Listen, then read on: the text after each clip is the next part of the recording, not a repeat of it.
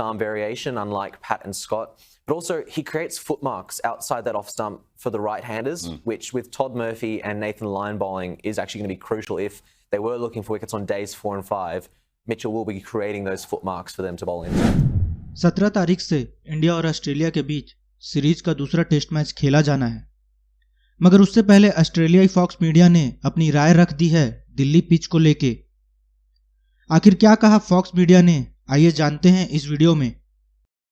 लेकिन उससे पहले दोस्तों, अगर आपको इस तरह के वीडियो पसंद है तो तुरंत चैनल को सब्सक्राइब कर बेल आइकन को प्रेस करें ताकि वीडियो की नोटिफिकेशन सबसे पहले आप तक पहुंचती रहे, और वीडियो को जरूर से लाइक करिएगा। तो चलते हैं फॉक्स मीडिया की तरफ। To matters pertaining to the men's test team, they're in India at the moment preparing for the second test. Matt Kuhnemann is flying in, the left arm spinner. Mitchell Swepson has gone home. Before we get into the will they, won't they, how many spinners will they play, give us an idea of why Kuhnemann has been called in, what the selectors seen. Yeah, so Matt is in some regards a like replacement for Swepson in that they spin away from the right-hander. But he does offer a really important point of difference to Ashton Agar, another left-arm orthodox bowler who's already there. Agar's slightly more loopy. He gets the ball above the batter's eye line, whereas Kuhnemann, he bowls a bit flatter, he bowls a bit faster, and he sort of darts in towards the pads, which, as we've sort of seen, is a bit more of a successful bowling style in India. In Australian domestic cricket, if there was to be the closest replica of Ravindra Jadeja, it would probably be Matt Kuhnemann. So that's probably part of the reason they've picked him. And also, he's been doing really well for Queensland over the past 24 months in the Shield. So given how Todd Murphy performed on debut, Nathan Lyon's a stalwart there, you have to think they're locked. So it opens up that question of they've flown Kuhnemann in, they saw what Jadeja did. Can they play 3 spinners in this second test? I don't even remember the last time we played 3 out-and-out spinners. It's been about 5 or 6 years. Bangladesh 2017 was the last time. But whether they do take 3 spinners depends largely on 2 big factors. One being the fitness of Cameron Green, which is essential. To play 3 spinners, they will need Green there to serve as a second pace bowler alongside Pat Cummins.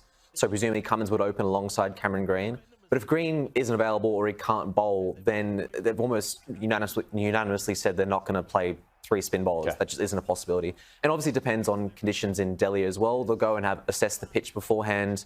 But at this stage, it looks like Green probably won't be able to bowl in the second test in Delhi. So my gut feel is probably not yet for Matt Kuhnemann, but perhaps later in the series, if there is another spinning wicket and Green is available, there's a good chance he'll get that coveted baggy green. Hopefully the series isn't over by from a result perspective for the Aussies.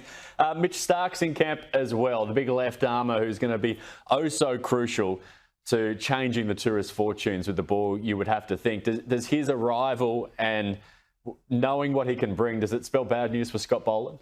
I would suspect so, yes. I just think the fact that Mitchell has toured there twice before in 2013, 2017. He has that experience and also 300 test wickets behind him. As fantastic Scott Boland has been in the Australian team, he's still below him on the pecking order.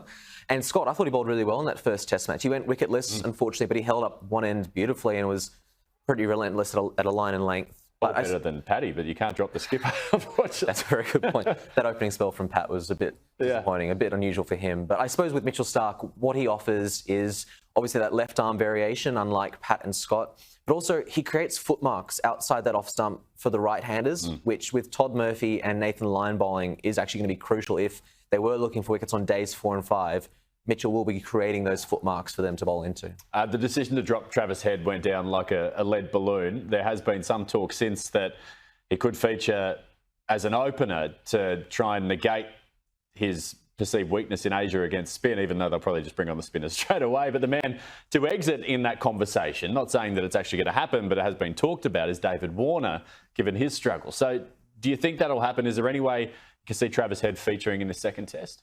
It's certainly a possibility, perhaps later in the series, but it would seem quite harsh to drop David Warner after one test match. And I suppose the last time we were talking about David Warner's form, he came out and scored 200 on Boxing Day. So it just goes to prove that a champion like David Warner, you can't keep him out of the team for too long. And I suspect maybe later in the series, like reinventing Travis Head as a swashbuckling opener is pretty tempting. Like even a quick 30-minute cameo from him at the top of the order could be really damaging and effective. So It's a possibility, but my gut feel is he probably needs to bide his time a little bit longer, and perhaps later in the series he'll crack back into the starting 11. Nick, thanks very much for your time. We'll read all your stories on foxsports.com.au. Thanks so much, Luke. There Cheers. you go. It's cricket writer Nick Savage.